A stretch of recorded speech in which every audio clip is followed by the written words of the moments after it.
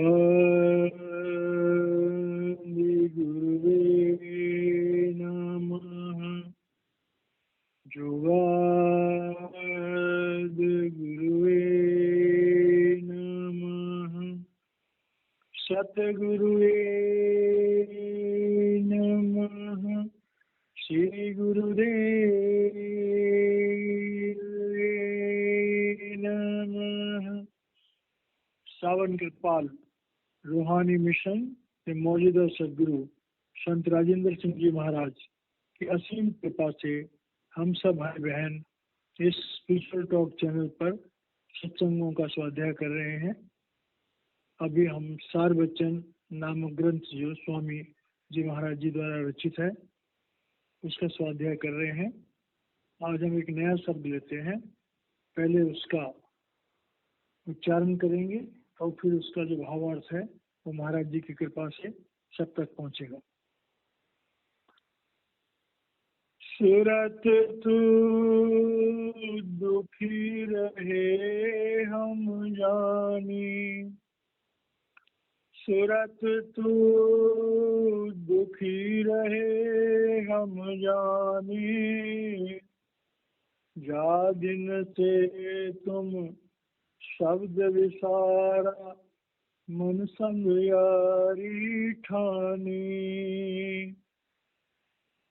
जा दिन से तुम शब्द विसारा मन संग यारी ठानी। मन मूरख तन साथ बंधानी, इंद्री स्वाद लुभानी। सूरत तू दुखी रहे हम जानी। मन मूरख तन साथ बंधानी, इंद्री स्वाद लुभानी। कुल परिवार सभी दुखदाई, इन संग रहत भुलानी। कुल परिवार सभी दुखदाई, इन संग रहत भुलानी। तू चेतन यह जड़ सब मिथ्या, क्यों कर मेल मिलानी। तू चेतन यह जड़ सब मिथ्या, क्यों कर मेल मिलानी। ताते चेत चलो यह अवसर, नहीं भरमो तुम खाने। सूरत तू दुखी रहे हम जानी।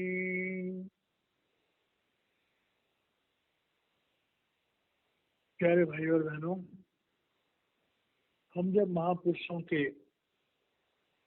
कलाम सुनते हैं, उनकी रचनाएं पढ़ते हैं, उनके सत्संग सुनते हैं,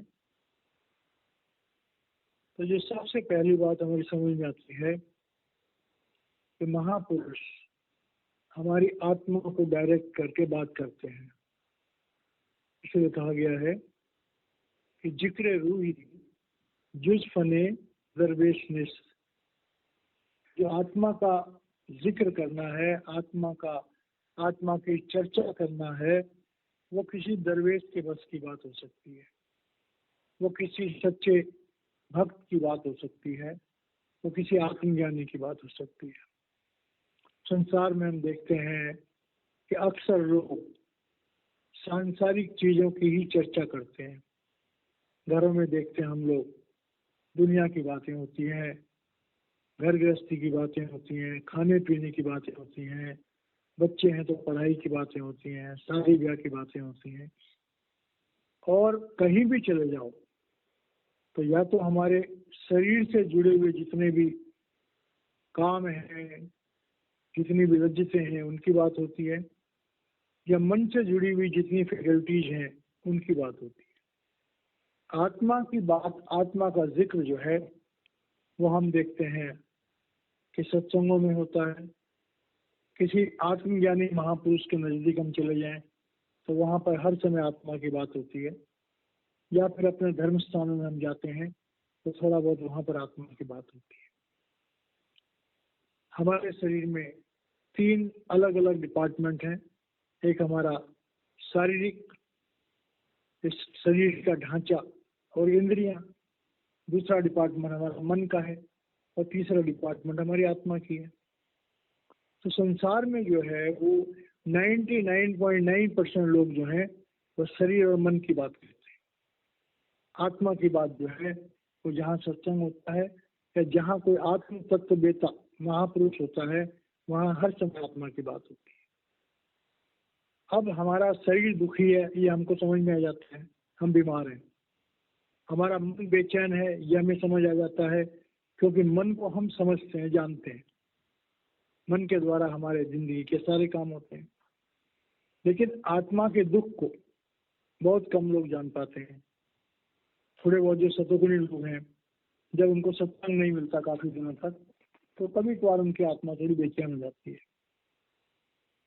तो सत्संग की जब बात आती है तो वो उन सतोगुणी लोगों की बात आती है जिनकी आत्मा पूरी तरह से मरी नहीं है, या जिनकी आत्मा पूरी तरह से सुप्त अवस्था में नहीं गई है, जिनके अंदर थोड़ा बहुत आत्म तत्व का एहसास होता है।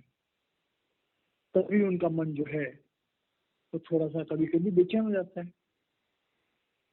जैसे हम लोग जो नाम लेवा है, जो गुरु के शिष्य हैं, अगर बहुत दिनों तक हम आश्रम में जाएं, बहुत दिनों तक महाराज जी के दर्शन नहीं हो, तो हमारी आत्मा कभी कभी दुखी हो जाती है। तो यहाँ पर स्वामी जी महाराज जो है उन लोगों की तरफ डायरेक्ट कर रहे हैं कि जिनको सत्संगों से प्रेम है, अपने धर्म से प्रेम है, प्रभु से प्रेम है, प्रभु को जानना चाहते हैं, तो उनकी आत्मा को भूख लगती है। और किस बात की भूख लगती है? सत्संग की भूख लगती है, और जो प्रभु के गुण होते हैं उनको अपनाने की भूख लगती है। तो ये सत्संग होते हैं, ये बेसिकली सतोगुणी लोगों के लिए है, क्योंकि तमोगुणी तो सत्संग के नजदीक आते ही नहीं है। रजोगुणियों को दुनिया चाहिए, चाहे सत्संग में जाए या ना जाए। लेकिन जो सतोगुणी होते हैं उन्हें सत्संग चाहिए, उन्हें अपनी आत्मा को खुराक चाहिए। और आत्मा की खुराक कब मिलती है? जब आत्मा को उस आत्म ज्ञान के बारे में सुनने को मिलता है, या अनुभव करने को मिलता है, या उस आत्मज्ञानी पुरुष से जुड़ने का मौका मिलता है जिसके अंदर आत्म तत्व प्रबल है। यहाँ पर स्वामी जी महाराज कह रहे हैं कि सुरत तू दुखी रहे हम जानी। अब हमारी जो आत्मा है जब वो दुखी होती है तो उसमें से एक पुकार उठती है, हे परमात्मा आप कहाँ हो? या अगर सदगुरु है उनकी जिंदगी में, हे महाराज जी आप कहाँ हो? हे महाराज जी रहम करो, हे महाराज जी रहम करो। खासकर जब हमारे ऊपर मुसीबतें आती हैं, जो भी सत्संगी है उनके मुंह से महाराज जी जरूर निकलता है, जो परमार्थी है उनके मुंह से परमात्मा भगवान जो भी निकलता है। तो जब हमारे आत्मा किन्हीं कारणों से थोड़ी दुखी होती है तो वो परमात्मा का स्मरण करती है। दुख में सिमरन सब करें, सुख में करे ना कोई, जो सुख में सिमरन करे तो दुख का है। तो स्वामी जी महाराज कह रहे हैं कि भाई मुबारक हैं वो लोग जिनकी आत्मा अभी पूरी तरह से सुप्त नहीं हुई, जिनके दिल में कभी कभी प्रभु प्रेम कहो, कभी कभी गुरु प्रेम कहो, उसकी उमंग उठती है, उसकी लहरें उठती है। जब हमारी आत्मा की पुकार उठती है तो वो परमात्मा बन जाती है, और परमात्मा उस मैसेज को जो समय का सद्गुरु होता है उसके बाद भेज देता है। और समय का सद्गुरु जो है फिर ऐसी आत्माओं को अपने नजदीक बुलाने के लिए कोई ना कोई उपाय करता है, कोई ना कोई साधन करता है। और हम ये देखते हैं कि हमें किसी सच्चे सद्गुरु का सत्संग उपलब्ध हो जाता है। क्या वो सत्संग हमारे पड़ोस में हो रहा हो, हमने आवाज सुनी हम चले गए, क्या वो सत्संग किसी सोशल मीडिया पे हो रहा है, किसी यूट्यूब पे हो रहा है, हमने यूट्यूब पे सुन लिया, हमारी आत्मा की भूख जो है वो यूट्यूब पे भी पूरी हो सकती है। क्योंकि जब सत्संग किसी समर्थ सद्गुरु की प्रेरणा से होता है तो उस सत्संग में खिंचाव होता है, उस सत्संग में अट्रैक्शन होता है, उस सत्संग के वचन है वो हमारे मन को शांत करते हैं, वो हमारी आत्मा को जो है खुराक देते हैं। तो स्वामी जी महाराज कह रहे हैं कि जब हमारी आत्मा की पुकार उठती है तो वो परमात्मा उसको सुनता है। और जब वो परमात्मा सुनता है तो जहां पर वो परमात्मा, जिस पोल पर वो परमात्मा काम कर रहा है मनुष्य शरीर पर, जहां परमात्मा काम कर रहा है, हमें उस मनुष्य शरीर के नजदीक जाने का मौका मिलता है, क्योंकि जिंदा सदगुरु जो है वही हमारे साथ बातचीत कर सकता है, वही हमें फिजिकल रेडिएशन दे सकता है। अब कह रहे हैं जो सूरत है वो दुखी है, तो सूरत क्यों दुखी है? अगली बारी में बोल रहे हैं कि जा दिन से तुम शब्द विसारा मन संग यारी ठानी। अब देखिए इस बात को हमें बड़ी गहराई से समझना होगा कि सूरत और मन जो अलग चीजें, वो कौन सी जगह है जहाँ पर सूरत है और मन नहीं है? वो कौन सी जगह है जहाँ सूरत भी और मन भी है? तो यहाँ पर पूरा राज खुलता है। एक दिन हम आत्माएं प्रभु की गोद में थी, प्रभु की इच्छा हुई, प्रभु ने हमें अपने से अलग किया। पहले उन्होंने एक वो अहम बहुत श्याम बोल करके अपने आत्माओं को अनेक रूप दे दिए, उसके बाद आत्माओं को निरामय कोष दे दिया, फिर ब्रह्म का देश बना दिया, फिर आत्माओं को ब्रह्म के देश में भेज करके फंसा दिया, वहां मन बना दिया, वहां पर गुण बना दिए 3, स्त्री पुरुष का भेज डाल दिया, 25 प्रकृतियां बना दी, काम क्रोध लोभ अहंकार बना दिए। अब ये खेल तो प्रभु ने रचा, इस खेल को रचने वाला तो स्वयं परमात्मा है, लेकिन हम आत्माएं उस प्रभु के खेल में फंस गई हैं। अब जब तक हम उस खेल को समझेंगे नहीं तब तक बड़े परेशान हैं।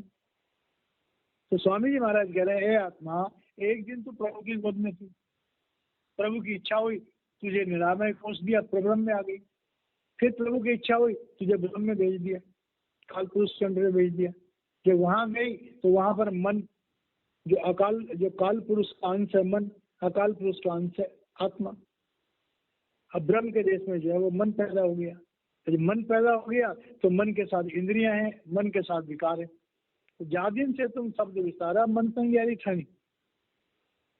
अब देखिए जब आत्मा ब्रह्म के देश में जाती है तो ब्रह्म के देश में जाकर के आत्माओं के साथ जो सबसे बड़ा धोखा होता है वो ये है कि आदि आत्माओं को स्त्री बना दिया, आदि आत्माओं को पुरुष बना दिया।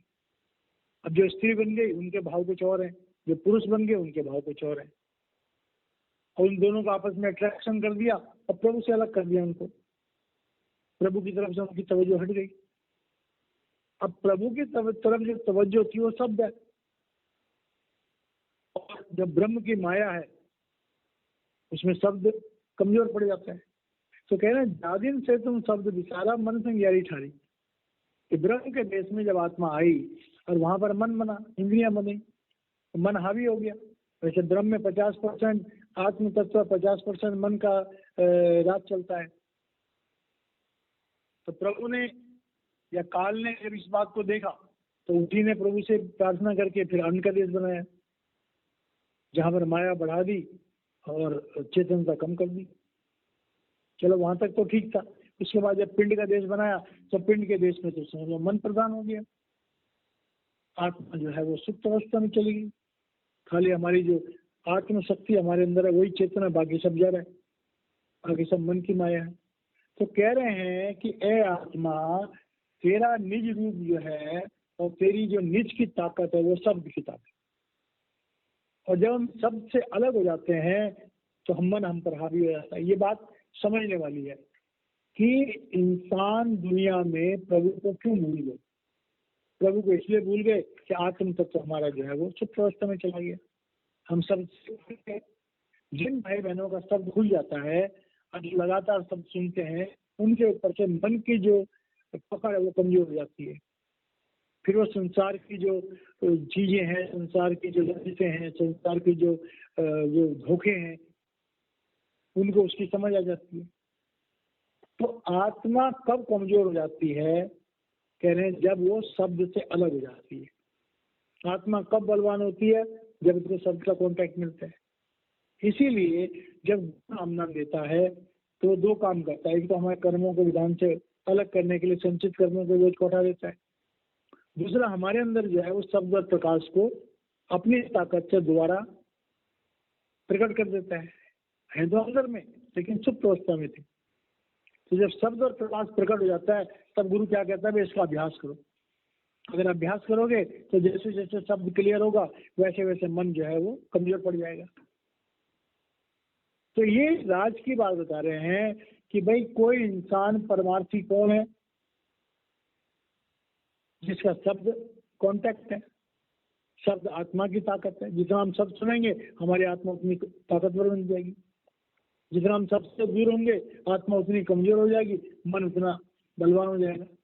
तो कह रहे हैं कि ए आत्मा, तू वापस शब्द से जुड़ने का प्रयास कर। सारे सत्संगी भाई बहनों के लिए स्वामी जी महाराज जी का जो संदेश है कि शब्द हर इंसान के अंदर बज रहा है, शब्द हर इंसान के अंदर प्रकट है। जब से हम जन्म लेते हैं और जब तक हमारी मृत्यु होती है शब्द हमारे अंदर प्रकट है। लेकिन क्योंकि हम मन के साथ जुड़े हुए हैं, मन माया के साथ जुड़े हुए हैं, तो उस शब्द को हम अंदर के कानों से नहीं सुन सकते। तो इसकी याद दिला रहे हैं कि ए आत्मा, तुम्हारा भोजन शब्द है, तुम्हारा भोजन प्रकाश है। तुम शब्द और प्रकाश से जुड़ो।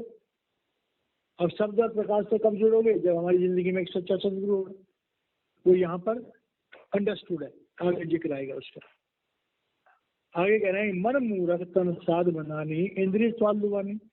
अब काल भगवान ने जो माया रची, जो चक्रव्यूह रचा आत्माओं के लिए, कि जब मन बना तो मन के साथ जो है वो 5 विकार बन गए, काम, क्रोध, लोभ, मोह, अहंकार। उसके बाद 5 ज्ञान इंद्रियां होंगी और 5 कर्म इंद्रियां होंगी। अब मन मूरख तन साध बनानी। अब मन क्योंकि जड़ है और तन पंचभौतिक शरीर है, तो मन जो कुछ भी उसके अंदर संकल्प और विकल्प पैदा होते हैं, वो ज्ञान इंद्रियां पहले उसके स्वाद को अंडरस्टैंड करती हैं, फिर कर्म इंद्रियां जो उन कर्मों को करने के लिए दौड़ती हैं। तो मन जो है वो जड़ है, मन में अपनी कोई ताकत नहीं है। आत्मा की शक्ति जब मन को मिलती है तो मन एक्टिवेट होता है। मन भी ब्रह्म का अंश है। मन ये नहीं कि मन हमेशा ही बुरा होता है। मन जो बुरा है वो सबसे ज्यादा इस पिंड के देश में, अंड के देश में मन भी बहुत उच्च कोटि का है। ब्रह्म के देश में, अंड के देश में थोड़ा कम है। पिंड के देश में मन जो है वो इन बाहरी काम, क्रोध, लोभ, मोह, अहंकार का गुलाम है, रज्जतों का गुलाम है। तो कह रहे हैं कि इस मनुष्य शरीर में हमारा जो मन है वो अपने दम पर जो है मूर्ख है। क्यों? क्योंकि वो मन जो है इंद्रियों, तन का मतलब यहाँ पर इंद्रियां हैं, इस शरीर की इंद्रियों से जुड़ा हुआ है, शरीर के स्वादों से जुड़ा हुआ है, शरीर की वासनाओं से जुड़ा हुआ है। इंद्रिय साधु लुभानी। अब इंद्रियों में स्वाद है। अब इंद्रियों का स्वाद देख लो, हर इंसान जानता है कि आंख की इंद्रिय है वो सुंदरता देखने की लालयित रहती है। कान की इंद्रिय जो है वो अच्छे शब्द सुनने के लालयित रहती है। हमारी जीभ की इंद्रिय जो है अच्छे स्वाद को चखने की। हमारी नासिका जो है अच्छी सुगंध सुनने की। और हमारे स्पर्श की इंद्रिय जो है वो और तरह से रहती है। तो यहाँ पर बता रहे हैं कि प्रभु ने ये जो मनुष्य शरीर बनाया था ये बड़ा उच्च कोटि का था। आत्मा की प्रधानता थी। समय बीतता गया, आत्मा कमजोर होती गई, मन बलवान होता गया। और आज के मनुष्य की हालत ये है कि मन जो है वो इंद्रियों के साथ मिलकर के भोगों की लज्जत में लगा रहता है। और सारा संसार जो है हमारा ज्यादातर समय जो है वो खाने बनाने में, खाने खाने में, मौज मस्ती करने में, घूमने फिरने में, दुनिया की लज्जतें लेने में, तरह तरह की लज्जतें लेने में। संसार में सारे लोग जो है वो ज्यादा से ज्यादा आनंद, हम इंद्रियों के द्वारा ज्यादा से ज्यादा आनंद हम कैसे ले सकते हैं, सारा संसार इसी काम पे लगा हुआ। सारी जो लोगों की जो अकल है, जितना भी अनुसंधान है, जितने रिसर्च हैं, सब इसी बात पे हो रही हैं कि हम ज्यादा से ज्यादा आनंद कैसे उठा सकते हैं। हाँ, सोशल मीडिया है, उस पर सिर्फ ये है कि हम आनंद कैसे उठा सकते हैं। तो धीरे धीरे करके हमारा जीवन जो है तो इतनी बुरी तरह से बन जाता है कि हम इंद्रियों का रूप बन के रह जाते हैं। हमारा जो विवेक है, हमारी जो आत्म शक्ति है, उसका तो इस्तेमाल करने की नौबत ही नहीं आती। तो स्वामी जी महाराज ये कह रहे हैं कि संसार में जो लोग प्रभु प्राप्ति के रास्ते पर चलना चाहते हैं, जो लोग सतोगुणी हैं, जिनके जीवन में परमात्मा की, गुरु की, अध्यात्म की परोपकार की प्रधानता है, उनके लिए ये मैसेज है कि भाई अपनी आत्मा को शब्द से जोड़ो। इसीलिए जो सूरत शब्द योग का है, समर्थ शब्द का जो रास्ता होता है उसे सूरत शब्द योग को कहते हैं कि अपनी सूरत को शब्द के साथ जोड़ना। चाहे वो शिक्षा किसी की भी हो, गुरु नानक देव जी महाराज जी की हो, कबीर साहब की हो, दादू साहब की हो, या कोई और महापुरुष, किसी भी धर्म का कोई महापुरुष आया हो, सब जगह जो है वो इस शब्द और प्रकाश का ही जिक्र है। पूरे संसार में जो मर्जी धर्म हो, चाहे क्रिश्चियनिटी हो, चाहे इस्लाम हो, चाहे कुछ और हो, वहां भी जो है अब्बल अल्लाह नूर पाया कुदरत के सब बंदे, एक नूर से सब जो पूजे कौन मिले कौन बंदे। दर्द ले मोमिन बिगुंजम गरमरा खाई अजा दिला तला, कि वो शब्द जो है हर इंसान के अंदर गूंज रहा है, जिसके अंदर वो शब्द गूंज रहा है उसी को मोमिन कहते हैं। तो कह रहे हैं कि ये जो इंसान का इस भौतिक जगत के लिए जो दौड़ धूप बच गई है, मारा मारी मर गई है, उसका नतीजा क्या होता है? कुल परिवार सभी दुखदाई इन संग रहत भुलानी। अब देखिए बड़ी गहरी समझने की बात, हमारे प्रारब्ध कर्मों के मुताबिक हमें पति पत्नी का साथ मिलता है, बाल बच्चे होते हैं, भाई बहन होते हैं, रिश्तेदार होते हैं, अड़ोसी पड़ोसी होते हैं, मित्र शत्रु होते हैं, सब हमारे प्रारब्ध के हैं। प्रारब्ध के हिसाब से जिसका हमने देना होगा हम हाथ जोड़ के देंगे, बिना मांगे देंगे। जिसने हमारा देना होगा तो बिना मांगे हमको देगा। तो संसार में ये देने देने का संबंध है, चाहे वो भावनाओं से हो, चाहे वो आर्थिक रूप से हो, चाहे वो किसी और रूप से हो। जिसका हमने देना है वो देना पड़ेगा, जिससे हमें लेना है वो हमें अपने यहाँ मिल जाएगा। तो संसार में जो भी हमारा, चाहे वो परिवार है, चाहे समाज है, चाहे कुछ है, वो हमारे प्रारब्ध कर्मों का प्रतिफल है। लेकिन होता क्या है, धीरे धीरे करके हम अपने वातावरण से जुड़ जाते हैं, हमें आसक्ति हो जाती है, हमें मोह हो जाता है। अब मोह होने के बाद क्या होता है कि सारे हालात हमारे मुताबिक तो चल नहीं सकते।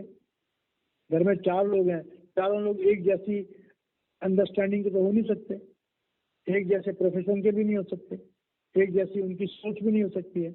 तब क्या परेशानी होती है कि हम ये चाहते हैं कि दूसरा हमारे हिसाब से करे, अगर वो नहीं करता है तो दुख होता है। हमारा जितना नजदीकी रिश्ता होगा उसमें हमारा ज्यादा होता है, एक कहता है तुम ऐसा करो, दूसरा कहता है तुम ऐसा करो। तो होता क्या अल्टीमेटली कि संसार में धीरे धीरे करके इतनी टेंशन क्रिएट हो जाती है कि इंसान जो है वो सुख में भी दुख महसूस करता है। अगर संसार की संपन्नता में सुख होता तो सारे संपन्न लोग, सारे रईस लोग हमेशा सुखी होते, लेकिन उनको भी दुख है। बड़े से बड़े करोड़पति अरबपति को भावनात्मक दुख है, कभी कभी ज्यादा धन होने से उनको आर्थिक दुख भी पैदा हो जाते हैं। तो कह रहे हैं ये संसार जो है, इस संसार को बड़ी समझदारी से चलना चाहिए। अगर इस संसार में हमने अंधा मोह किया तो यह संसार में हमें सुख होने के बावजूद भी कई चीजें हमें दुख महसूस हो जाएगा। किसी हम ज्यादा प्यार करते हैं, हम उससे अलग होना ही नहीं चाहते, वो भी दुख का कारण बन जाता है। कुछ लोग हमारे बड़े नजदीकी होते हैं, हमारे विचारों की समानता नहीं होती है, वो नजदीकी रहना भी दुख हो जाता है। तो कह रहे हैं कि संसार जो बनाया प्रभु ने वो हमारे प्रारब्ध कर्मों के प्रतिफल के रूप में हमें तरह तरह से, चाहे वो हमारा परिवार हो, चाहे हमारा समाज हो, चाहे हमारा धार्मिक वातावरण हो, सब हमारे प्रारब्ध कर्मों से प्रेरित है। अब इन प्रारब्ध कर्मों से प्रेरित हमारा जो जीवन है उसमें कई चीजें अच्छी हो जाती हैं, कई चीजें हमारे मन मुताबिक नहीं होती। अब कह रहे तू चेतन यह जड़ सा मिथ्या क्यों कर मेल मिलानी। अब ये बात बड़ी गहराई समझने वाली कि हमारी जो आत्मा है वो अकाल पुरुष का अंश है। अकाल पुरुष जो है वो काम क्रोध लोभ अहंकार से परे है, वो माया से परे है, वो गुणों से परे है। अब आत्मा जो है वो तो निरोल है, वो तो पूर्ण सत्य है, और मन जो है इंद्रियों के साथ वो एक तरह से असत्य है। मन जो है और इंद्रियां जो है वो इस संसार के भोगों को, रसों को, इन नाशवान चीजों में बहुत ज्यादा अट्रैक्टेड है। और आत्मा जब जागृत होती है तो वो परमात्मा की तरफ जाती है। एक आदमी जब ज्ञानी हो जाता है तो एकांत में रहना चाहता है, तो कम खाना खाता है, कम संचय करता है, कम धन इकट्ठा करता है, प्रभु पे आसरा ज्यादा रखता है। जब हम दुनियादारी की तरह से सोचते हैं तो हम सोचते हैं ज्यादा से ज्यादा संग्रह करो, ज्यादा से ज्यादा संपन्नता प्राप्त करो। तो स्वामी जी महाराज कह रहे हैं कि जो हमारी आत्मा है वो तो चेतन है। जिन लोगों की आत्मा जागृत हो जाती है वो त्रिकालदर्शी हो जाते हैं, वो भूत भविष्य वर्तमान को जानते हैं। इसीलिए गुरु भूत भविष्य वर्तमान को जानता है। गुरु कह सकता है तेरा भाना मीठा लागे, बाकी हम लोग तो नहीं कह सकते। हम तो कहेंगे जो अच्छा है वो मीठा लागे, जो बुरा है वो ना लागे। तो कह रहे हैं कि ए आत्मा तू चेतन है, तू प्रभु का अंश है, तेरे अंदर वो ताकत है कि तू प्रभु के साथ जुड़ सकती है वापस। लेकिन ये जो संसार बनाया है, जो माया बनाया, ये झूठ है, मिथ्या। तो कह रहे हैं कि माया का और पुरुष और प्रकृति का मिलन जो है तो बड़ा मुश्किल है। आत्मा की चेतन सत्ता का और इस जड़ जगत का, दोनों का आपस में मेल बड़ा मुश्किल है। दोनों एक रूप हो ही नहीं सकते। इसीलिए संत महात्मा जो है तो दुनिया वाले उनके साथ व्यवहार तो करते हैं, लेकिन उनको अपनाने में बड़ी दिक्कत होती है। कितने बड़ा से बड़ा गुरु, लोग उनसे जाके उनके पैर छुएंगे, उनसे आशीर्वाद लेंगे, मेरा ये भला हो जाए, मेरा वो भला हो जाए, मेरा ये काम हो जाए, मेरा वो काम हो जाए, मेरा ऐसा हो जाए।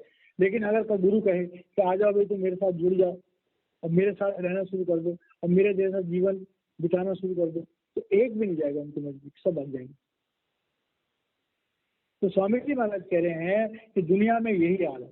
जब परमात्मा दुनिया में आता है, गुरु के रूप में दुनिया में आता है, हजारों लाखों शिष्य बन जाते हैं। लेकिन गुरु के चोले को अपनाने का, गुरु के जीवन को अपनाने का, गुरु के जीवन के स्टाइल को अपनाने के लिए लाखों में कोई बिरला होता है जो गुरु के जीवन को, गुरु के स्टाइल को अपनाने के लिए तैयार होता है। क्यों? क्योंकि जिस इंसान की स्वयं की आत्मा चेतन नहीं है वो गुरु से जुड़ ही नहीं सकता। जब तक हमारी आत्मा बलवान नहीं हुई, हमारी आत्मा चेतन नहीं हुई, हमारी आत्मा जागृत नहीं हुई, तब तक हम एक समर्थ सदगुरु से कभी भी ज्यादा नजदीकी प्राप्त नहीं कर सकते। जैसे जैसे हमारी आत्मा पवित्र होती है, जैसे जैसे हमारे अंदर जो है प्रभु सत्ता बलवान होती है, जैसे जैसे हमारा आत्म तत्व प्रबल होता है, वैसे वैसे हमें गुरु से और परमात्मा से प्रेम बढ़ जाता है। इसीलिए कृपा सिंह महाराज जी कहा करते थे कि गुरु संग प्रीति कठिन है भाई। गुरु से प्रेम करना बड़ा मुश्किल काम है, क्योंकि जब तक हमारी आत्म जागृति नहीं होगी हम गुरु से प्रेम कर ही नहीं सकते। गुरु के हम नजदीक जा ही नहीं सकते। हम गुरु के पैर छू सकते हैं, गुरु से आशीर्वाद ले सकते हैं, गुरु से अपनी दुनिया के काम करवाने के लिए फरियाद कर सकते हैं, लेकिन गुरु को अपना नहीं सकते। हम गुरु का संग कर नहीं सकते, क्योंकि वो हम बर्दाश्त कर नहीं पाएंगे। हम मन इंद्रियों के गुलाम हैं। हमारा मन जो है दुनिया के लज्जितों में खोया हुआ। हम उस गहरी सच्चाई को नहीं अपना सकते कि ये दिन एक दिन ये दुनिया छोड़नी पड़ेगी, ये दुनिया नाशवान है। इस सच्चाई को हम अपना नहीं सकते। तो संसार में यही प्रॉब्लम है। एक जब गुरु आता है उसके लाखों शिष्य होते हैं, लेकिन गुरु जैसा बनने का लाखों में एक भी नहीं होता। लाखों में तो है नहीं, कोटि में तो एक। गुरु जैसा बनने के लिए लाखों में भी कोई एक तैयार नहीं होता है।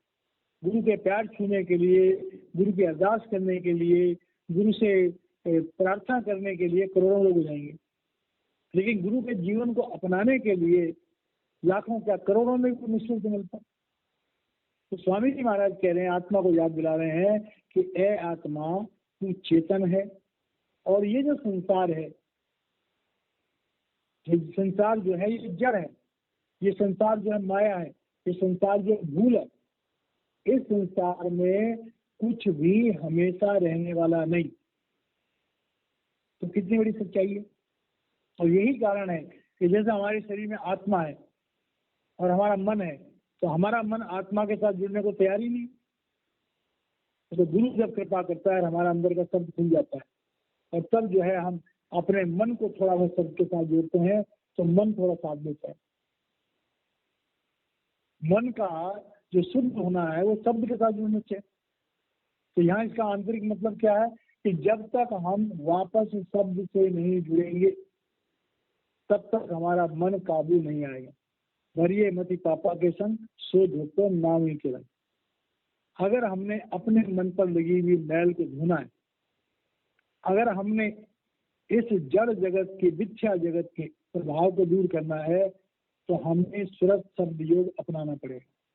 हमें अपनी आत्मा को शब्द में लीन करना होगा, हमें अपनी सूरत को शब्द के साथ जोड़ना होगा। सारे महापुरुष एक ही बात कहते हैं कि भाई अपनी आत्मा को उसके निज रूप से जोड़ो। आत्मा का निज रूप है शब्द रूप और प्रकाश रूप, और आत्मा को उसके निज रूप से जोड़ने के लिए ही परमात्मा पृथ्वी पर एक समर्थ सदगुरु के रूप में आता है।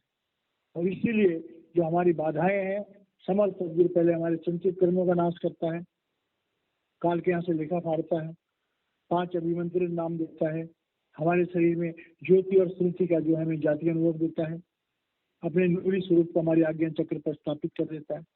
फिर कहता है 5 नाम का सिमरन करते रहो, जिससे मन के संकल्प और विकल्प दूर हैं, हम प्रारब्ध कर्मों को काट पाए, क्रियामान कर्मों को नए कर्म करवा पाए, अपने जीवन की पड़ताल कर पाए, अपनी कमियों को ढूंढ पाए, अपने किरदार को संवारने की कोशिश करें, अपने जीवन को पवित्र बनाने की कोशिश करें, अपने धन का 10वां हिस्सा परमार्थ में लगाएं, समय का 10वां हिस्सा जो है वो भजन सिमरन में लगाएं।